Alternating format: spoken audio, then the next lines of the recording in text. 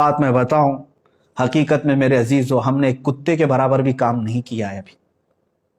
بڑی بات نہیں کہہ رہا ہوں، اس لیے کہ تتاریوں نے بغداد پر حملہ کیا تھا تو تتاری بادشاہ نے ایک بار علماء حق کو زنجیروں میں باندھ کر کے اپنے دربار میں الٹا لٹایا اور ایک عیسائی پادری کو بلا کر کے کہا کہ ان کے نبی کی شان میں جتنی بری باتیں ہو سکتی مغلظات بکو ان کے سامنے، یہی ان کو سزا ہے، ان کے لیے دردناک سزا ہے۔ جن کے زنجیروں میں ہاتھ بندھے ہوئے ہیں وہ لیٹے ہوئے ہیں، دربار میں بڑے مجمع کے ساتھ سپاہی بھی موجود ہیں۔ بادشاہ کا اس دربار میں کتا تھا جو زنجیر سے بندھا رہتا تھا، سونے کی زنجیر سے۔ میرے عزیز و تاریخ کی کتابوں میں اٹھاؤ، بڑے معتمد اور مستند علماء اسلام نے اس کو نقل فرمایا ہے۔ جیسے ہی وہ پادری رسول پاک صلی اللہ علیہ وسلم کی شان میں ہرزہ سرائی شروع کیا، کتا بھونکنے لگ گیا، وہ خاموش ہوا۔ تھوڑی دیر کے بعد پھر وہ مغلظات بکنے لگا، کتا پھر بھونکنے لگا۔ لوگوں نے کہا تیری تقریر پہ، تیرے بیان پہ تو نہیں بھونک رہا ہے۔ اس نے کہا ارے وہ جانور ہے، میں جو بول رہا ہوں اس کی کیا سمجھ میں آتا ہے۔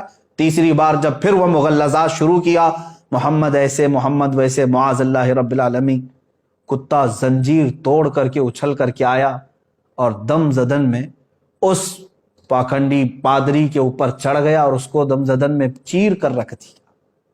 سب کے سامنے اس کتے نے اس کی زبان کو ختم ہی کر دیا، وہ مر گیا اسی جگہ پر۔ اس واقعے کو نقل کیا ہے معتمد علماء اسلام نے، اور اس کی اس بات کو دیکھ کر کے پورے مجمع میں ایسی ہیبت طاری ہو گئی، ایسی ہیبت طاری ہو گئی کہ ایک جانور ہے اور وہ گستاخی کو نہیں سنبھال سکتا، سن نہیں سکتا، برداشت نہیں کر سکتا، اور پھر ایسا حملہ کیا۔ اس مجمع کے بعد کئی لوگ دائرہ اسلام میں بھی داخل ہوئے، جو کفر و شرک کی دھرتی میں موجود تھے وہ دائرہ اسلام میں آئے۔ اسی لیے میں نے کہا کہ اس کتے کے برابر بھی کام نہیں کیا۔ میرے عزیزو، آپ سب سے میں یہی کہوں گا کہ آپ تمام حضرات اپنے اس قیمتی وقت کو میرے دفاع میں، تائید میں، حمایت میں نہ صرف کریں۔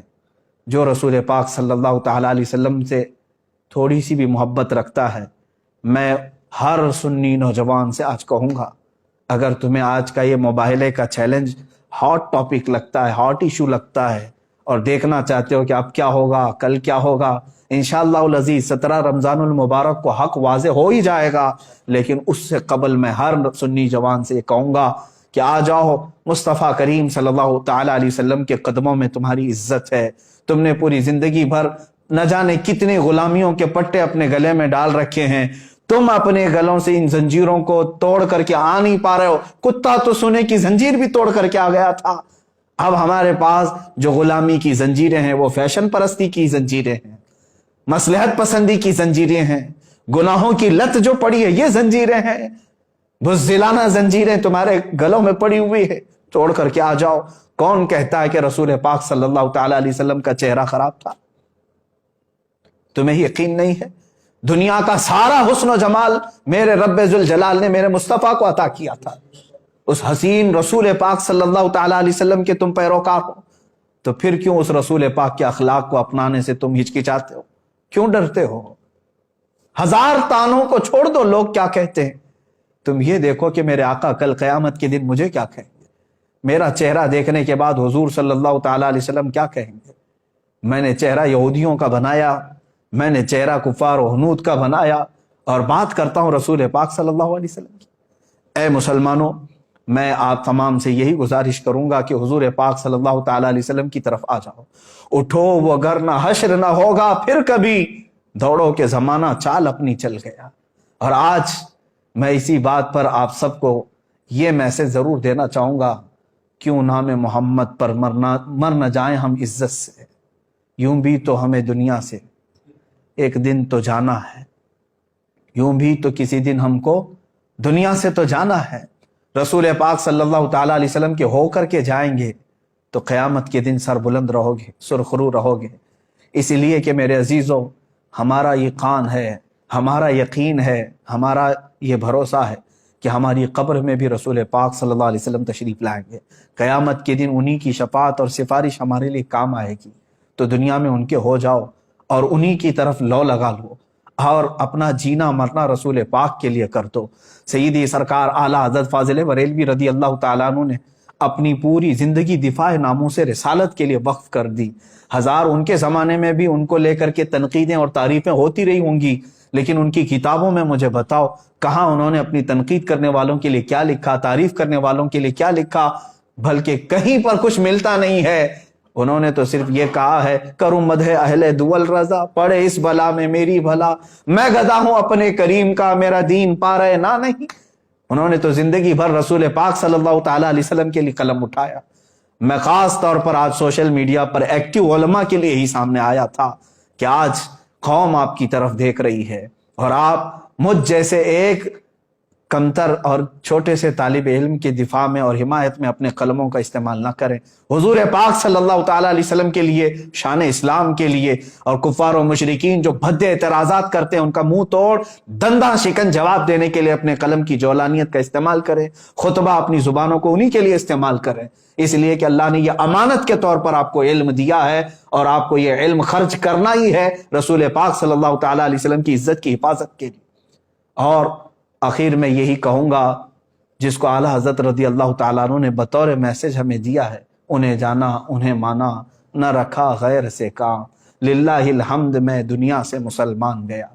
اے میرے عزیزو، آج میں نے یہ جو کچھ بھی باتیں کہیں اسی لیے کہ میں بے چین ضرور ہوں، لیکن دنیاوی حالات اور پریشانیوں کو لے کر کے نہیں کہ میرے اوپر کیا دباؤ بن رہا ہے، اس کو لے کر کے میں ہرگز پریشان نہیں ہوں، بلکہ ابھی میں آپ کو بتاؤں، آپ سب حضرات جانتے ہوں گے رمضان المبارک آ چکا ہے۔ کل ہی میرے پاس ایک نوجوان بچہ آیا، انجینئر بھی ہے، بیٹھے تھوڑی دیر بات کرنے کے بعد بتایا اس نے کہ پچھلے 1.5 مہینے سے وہ کھانے کو، گوشت کو ہاتھ تک نہیں لگایا، صرف اس لیے کہ جس جگہ رسول پاک صلی اللہ تعالیٰ علیہ وسلم کو گالیاں دی جا رہی ہوں اور میں نرم نرم غذائیں کھاؤں۔ اس نوجوان کی اس بات کے بعد کیا ہمارا دل کھول نہیں جاتا؟ ہم بھی تو آج سارے لوگ مستیوں میں ہیں، ہمارے پاس جو کچھ بھی دیا ہوا ہے وہ رسول پاک کے نام کا ہے۔ علماء آپ سب کو معلوم ہے، مشائخ آپ سب کو معلوم ہے، ہم آج تک رسول پاک کے نام پر ہی کھا رہے ہیں، حضور پاک صلی اللہ تعالیٰ علیہ وسلم کا نام لیتے ہیں اور کھاتے ہیں۔ لیکن آج تک میری اتنی عمر میں میرے باپ کو، میری ماں کو یا میرے بھائیوں کو ایسی گالیاں تو میں نے اب تک نہیں سنی جس طرح کی گالیاں اس خبیث ملعون نے میرے نبی کو دی۔ تم بتاؤ، تم اپنی زندگیوں میں نوجوان ہو، تمہیں ایسی گالیاں کس نے دی تھی آج تک؟ تم بتاؤ، تمہاری داڑھیوں کو دیکھ کر کے لوگ گالیاں نہیں دیتے، آج تم سر پہ ٹوپی رکھتے ہو تو تمہیں لوگ گالیاں نہیں دیتے۔ تمہاری ماں کو اور تمہارے باپ کو کس نے اس قدر گالیاں دی تھی؟ تمہیں کبھی کسی نے دلال کہا عورتوں کا؟ لیکن دنیا کے سب سے پاکیزہ انسان کو جس نے اس طرح کے الفاظ استعمال کیے، آپ بتاؤ اب اس کے بعد اگر ہمارے جذبات پہ قابو نہ ہو تو اور کیا ہو؟ ہم نے اپنے گھر والوں کے لیے کبھی اس طرح کی گالیاں نہیں سنی۔ اب میں اپنے اس گفتگو کو ڈائیورٹ کرتے ہوئے کہتا ہوں، ان ہندوؤں سے بھی، ان پاکھنڈیوں سے بھی، اگر تم نے طے کر ہی لیا ہے کہ مسلمانوں کو ٹھیس پہنچانا ہے تو لے لو ہم سب کی زندگیوں کو اور آج ہی سے کوسنا شروع کرو، ہمیں جتنی گالیاں دیتے ہو دے لو۔ ایک بار میرے مصطفیٰ صلی اللہ تعالیٰ علیہ وسلم کی طرف انگلی اٹھانا چھوڑ دو، اس قرآن عظیم کو بولنا چھوڑ دو۔ ہماری زندگیاں موجود ہیں میرے عزیزو۔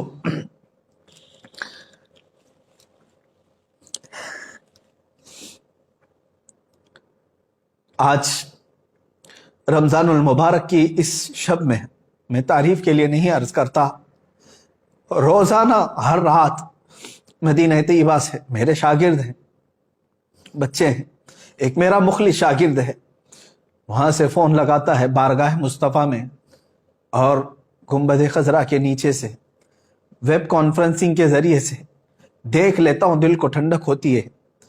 آج وہ نوجوان بچہ میرا شاگرد باب السلام سے حضور کی جالیوں کے پاس پہنچا، ہمت نہیں ہو سکی حضور کو سلام کرنے کی، رسول پاک صلی اللہ تعالیٰ علیہ وسلم کو سلام پیش کرنے کی ہمت نہیں ہو سکی۔ اسی لیے میرے عزیزو کہ ہم جس کیفیت میں آج جی رہے ہیں، اب اس کے بعد جینے کا کوئی مطلب نہیں ہوتا۔ آپ سمجھیں، برائے کرم سمجھیں میری اس بات کو۔ یقیناً میں جذبات میں بہت کچھ کہہ رہا ہوں، لیکن اے سنی مسلمانوں، بیدار ہو جاؤ۔ آج اپنے اتحاد کو قائم کرو، صرف نام رسول پر علماء بیان بازیاں بند کریں اور میرے مصطفیٰ کے نام پر ایک بار جمع ہو جاؤ، اور رسول پاک صلی اللہ تعالیٰ علیہ وسلم کی مدد ضرور آئے گی۔ ہم دنیا سے جانے سے پہلے اتنا چہرہ تو بنا لیں کہ حضور پاک صلی اللہ تعالیٰ علیہ وسلم کو دکھا سکے، حضور پاک کی بارگاہ میں حاضر ہونے جیسی تھوڑی سی شکل تو بنا سکے۔ اس لیے اب اس کے بعد مجھے کچھ فرق نہیں پڑتا کہ مجھے حکام وقت قید کریں یا سولی پر چڑھائیں یا ختم کر دیں، اس لیے کہ ہم جیسوں کے ساتھ اب ہونا یہی چاہیے تھا کہ جو رسول پاک صلی اللہ تعالیٰ علیہ وسلم کو گندی گالیاں سن کر کے مزے سے کھاتے پیتے اور سوتے ہیں، عذاب آ جانا چاہیے تھا۔ پھر بھی میرے آقا کی رحمت کاملہ ہے کہ وہ اب بھی اپنی امت کو درد اور تکلیف میں دیکھنا گوارا نہیں کرتے۔ قرآن نے ان کے متعلق ہی کہا ہے، عزیز علیہ ما عنتم، حضور فرماتے ہیں تمہارے قدموں میں کانٹا بھی چبھ جائے تو مجھے یہ برداشت نہیں ہوتا۔ رسول پاک صلی اللہ تعالیٰ علیہ وسلم کو ہمارے قدموں میں چبھنے والا کانٹا گوارا نہیں، اور ہم آج اپنے کانوں سے حضور کے لیے گندی گالیاں سن کر گوارا کیسے کر سکتے؟ بس میں کہنے کی طاقت میں نہیں ہوں، اخیر میں اتنا کہوں گا، عذراً یا رسول اللہ، اے اللہ کے نبی، ہم نکموں کو معاف فرمائیں، بد ہیں تو آپ کے، بھلے ہیں تو آپ کے، ٹکڑوں پہ پلے یہی کے رخ کدھر کریں۔ یا رسول اللہ، آپ ہی کی تو شان ہے، گندے نکمے کمی، مہنگے ہیں کوڑی کے تین، کون ہمیں پالتا؟ تم پہ کروڑوں درود کر کے تمہارے گناہ مانگے تمہاری پناہ، تم کہو دامن میں آ، تم پہ کروڑوں درود۔ اے رسول مختار صلی اللہ تعالیٰ علیہ وسلم، ہند کے ان ہم جیسے بزدل مسلمانوں کو معاف فرما دے اور قوت حیدری عطا فرمائے۔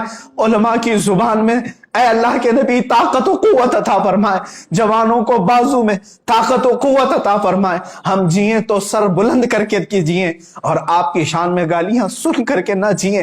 اے رسول پاک، مدد کی بھیک ہے، مدد کی بھیک۔ اے خاصان رسول، وقت مدد ہے، امت پہ تیرے وقت عجب آ کے پڑا ہے۔ وآخر دعوانا الحمدللہ رب العالمین۔